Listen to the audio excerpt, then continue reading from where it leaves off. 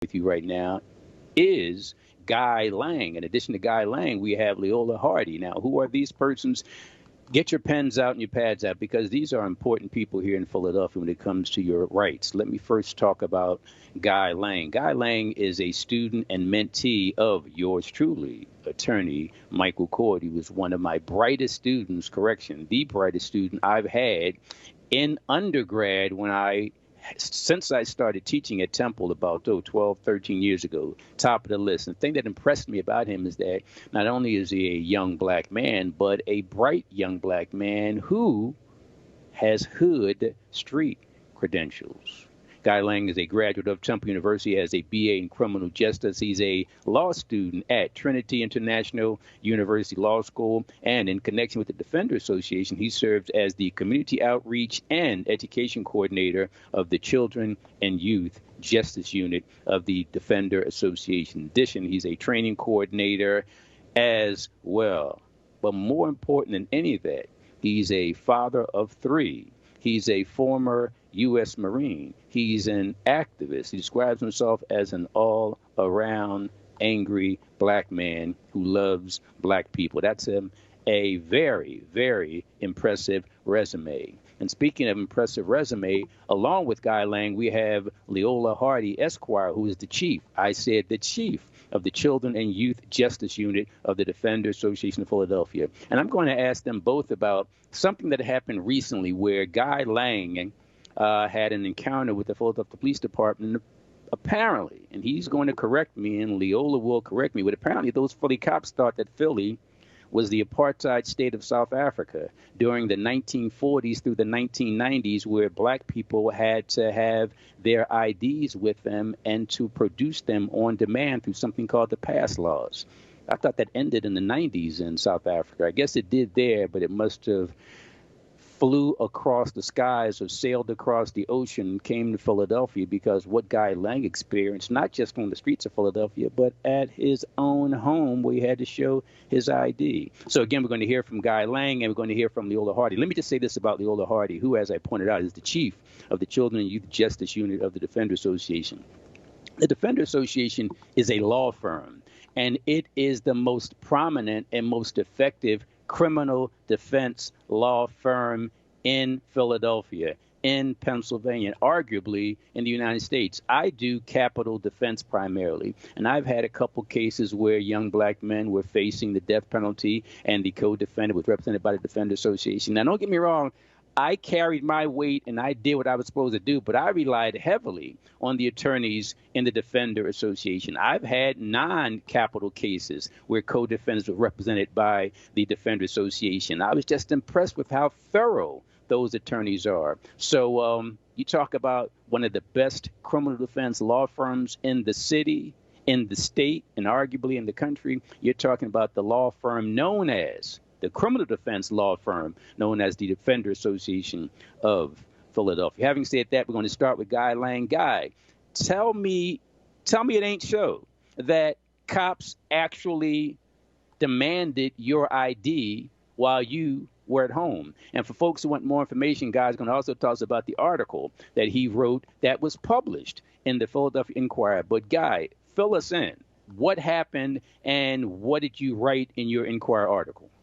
Well, what happened, Mike, go ahead, I'm sorry. Well, first I want to say thanks. Thanks for having us on. We really appreciate you and the platform that you had and allowing us to share this experience with your listeners across the state, across the country, from one of the only African-American owned radio stations sir. in the country. I think it's the only one in the state of Pennsylvania. Yes, sir. And so I want to say thank you for allowing us on, for inviting us on to talk about that. And as far as that incident, that was it was disgusting. It was abhorrent. It was something that shouldn't happen, and it shouldn't have happened. And you equated it to South African apartheid. I would go even a little further back and equate it to the requirement of us producing our freedom papers. Yes. During antebellum America and post-antebellum America. So what happened, I'll give you a little, and I think it's important to describe what happened, but I also think it's important to tie it into the work that I do under the supervision of Yes. Leola Hardy and her just spectacular and magnificent vision of what Yes. community out should be and what it should look like in the city of Philadelphia and across the country. So what happened that day? Yes, I was almost required. So I got to circle back and correct you on that. I did not show my ID, although they demanded. It was demanded. I did not show my ID. And excellent. There were two reasons why. Two things happened to me during that encounter with this law enforcement officer, well, with these several law enforcement officers, because at that point they surrounded me and they were, posturing to take me down. Now, just so folks know, where were you when you were surrounded? I was at my home. I just recently signed a lease to a unit in an apartment in the rapidly area of North Central Philadelphia. Okay. In the building, the facility is beautiful. It's a beautiful place. Got a great gym, a community center, a library, a computer room. It's awesome. It's a great space, and I was so horrified by what happened that day. So what happened? They were holding a ribbon cutting ceremony for the building, and I didn't know. No, they didn't. I wasn't informed as a tenant that this is what was going to happen. Even though it wasn't necessary for them to let me know because I live here and I come and go as I choose. It's my place of residence. Okay.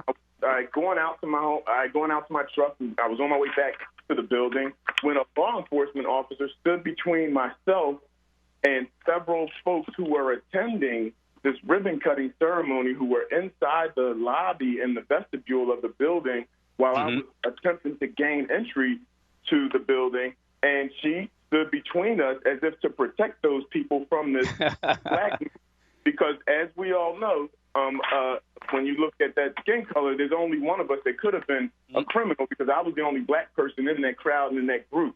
And she stopped me and she demanded, well, she told me first, she asked if she could help me, which I politely responded with no. And that was it. It was no. I didn't. Well, I appreciate you. Well, I didn't need all that. I didn't need her help.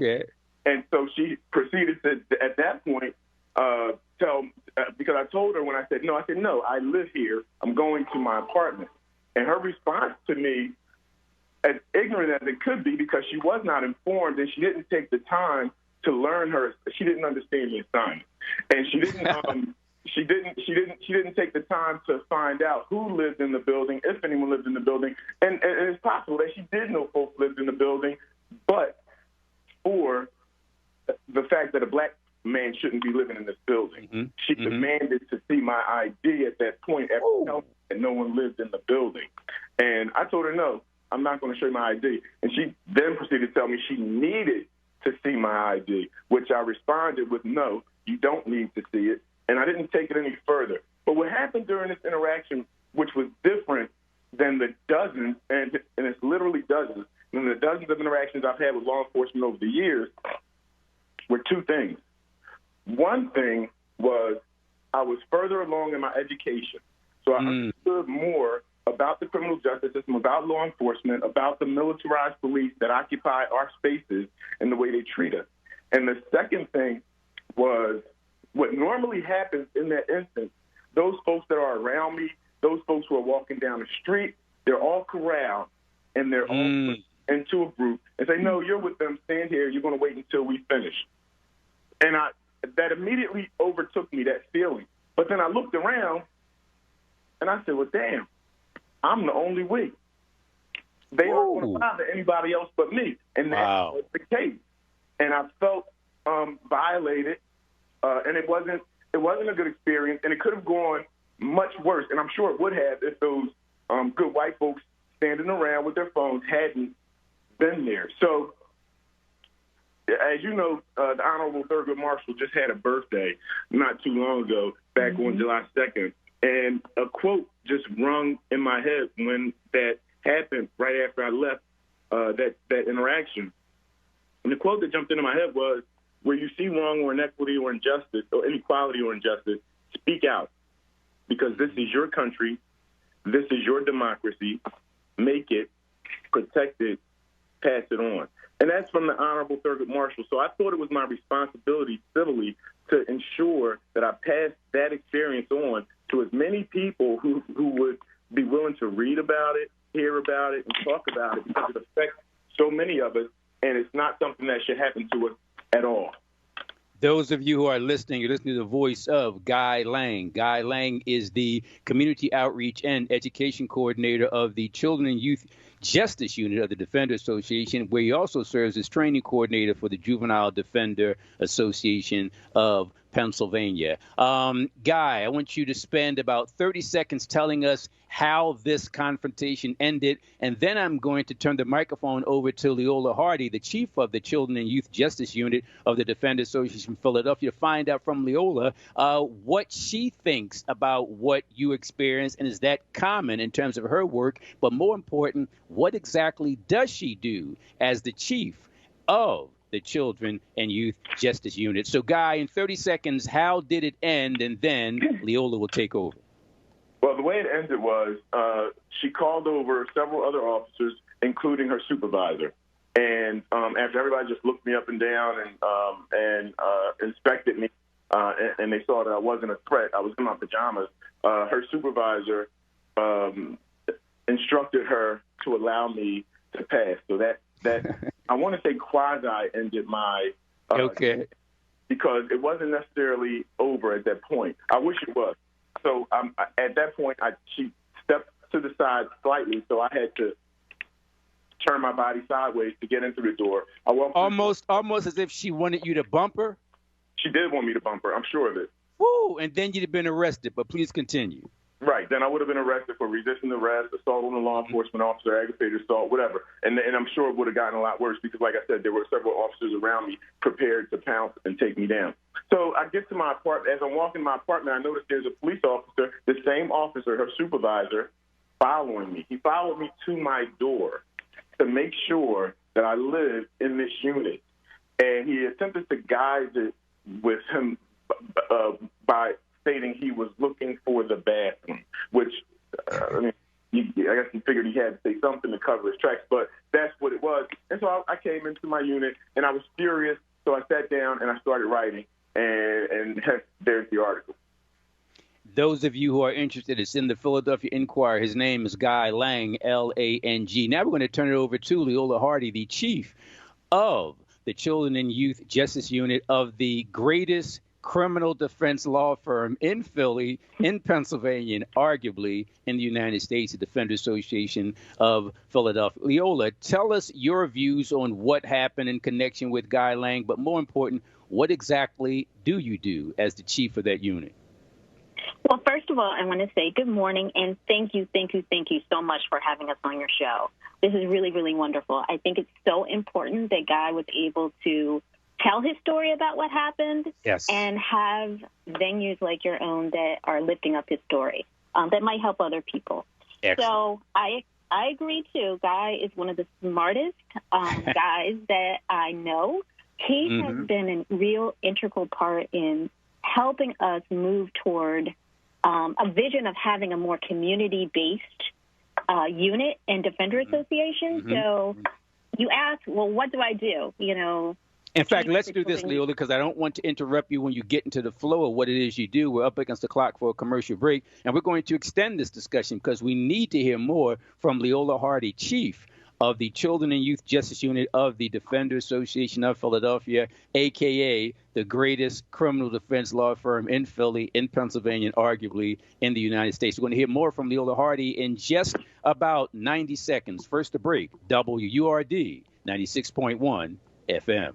The man is right. This is Black Talk Media. This is Reality Check, normally hosted by my good friend, the meticulous Charles Ellison. Mondays, Tuesdays, Wednesdays, Thursdays from 10 a.m. to 1 p.m. However, he was unavailable yesterday, is unavailable today, and will be tomorrow. He said, hey, yo, Mike, can you sit in? I said, let me check with some judges, reschedule some stuff, and the rest, as they say, is history. This is yours truly, attorney Michael Coard, a.k.a. Michael X, a.k.a. the angriest black man in America. We're talking now with Guy Lang, who holds a lot of titles. I think the most important, I know the most important, is that he's the father of 3 amazing children. But in addition to that, he's also the Community Outreach and Education Coordinator of the Children and Youth Justice Unit of the Defender Association of Philadelphia. In addition, he's a training coordinator for the Juvenile Defender Association of Pennsylvania.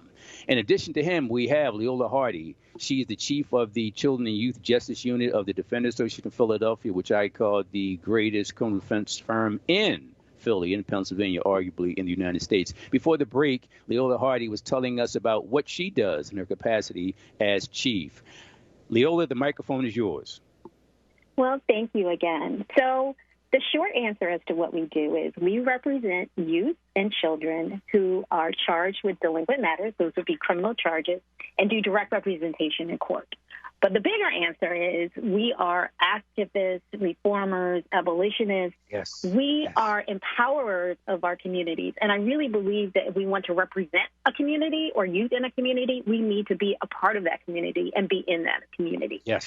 So when I became chief of the Children and Youth Justice Unit, the first thing I did was change the name from the Juvenile Unit to Children and Youth Justice.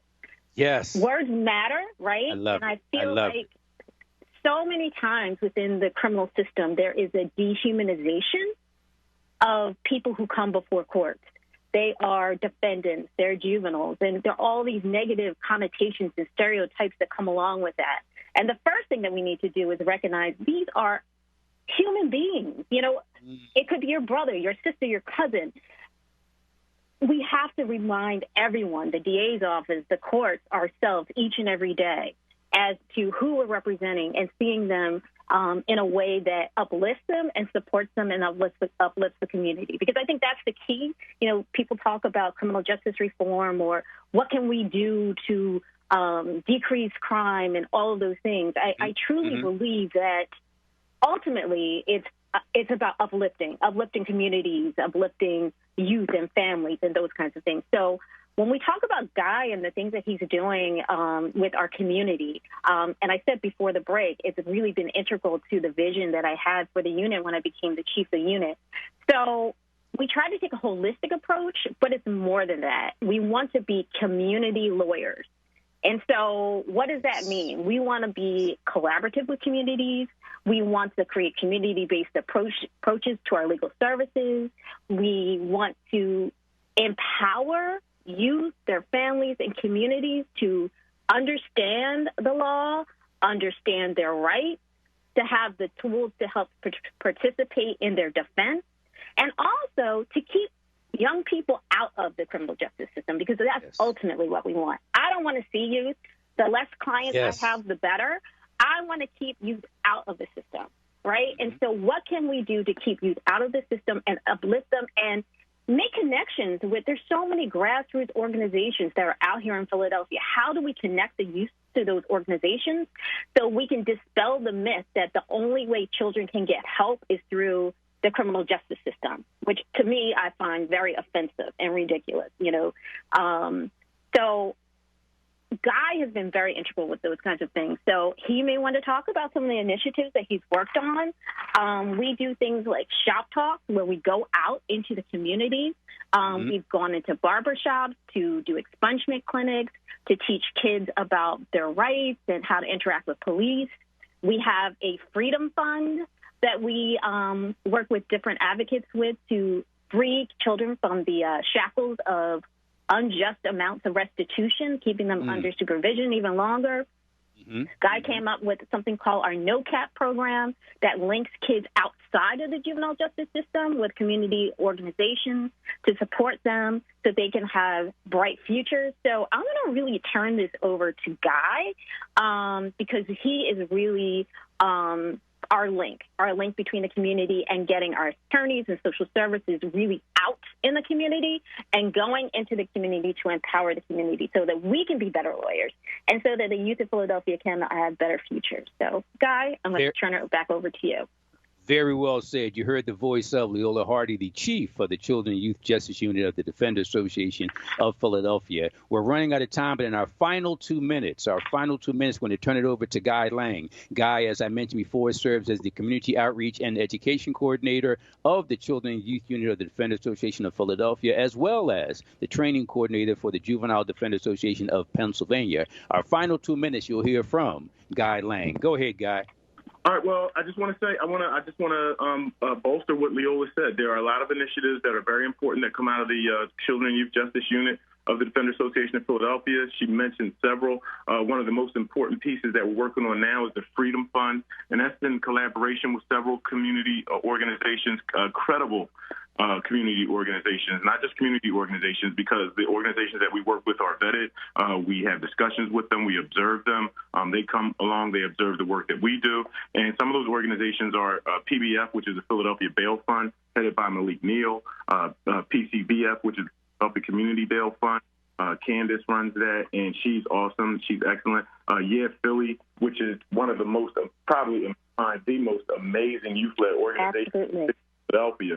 And James A. and Kendra Vanderwater are the co-executive directors of that organization, and they have come such a long way over the past 2.5 years that we've been partnering with them, and they support the Freedom Fund, which, again, is our attempt and campaign to eliminate youth prostitution in the city of Philadelphia, because, as we all know, poverty is criminalized not only in Philadelphia but across our nation.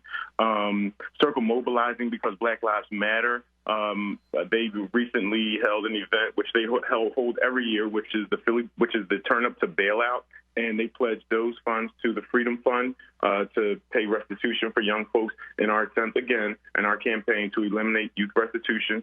There's also, everything falls under Leola's vision of a holistic practice and working with people and meeting people where they are. And that's part of the reason why we go out into the community, into the barbershops, into the hair salons, into the libraries, into the YMCA. We have a series kicking off right around Martin Luther King Day in 2022.